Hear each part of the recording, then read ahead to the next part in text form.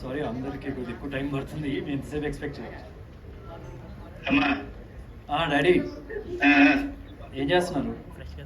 ఏం లేదు, ఆఫీస్లో. మమ్మీ లేదనుకుంటా కదా.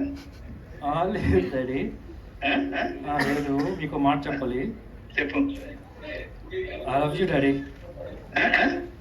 I love you daddy. Thank you.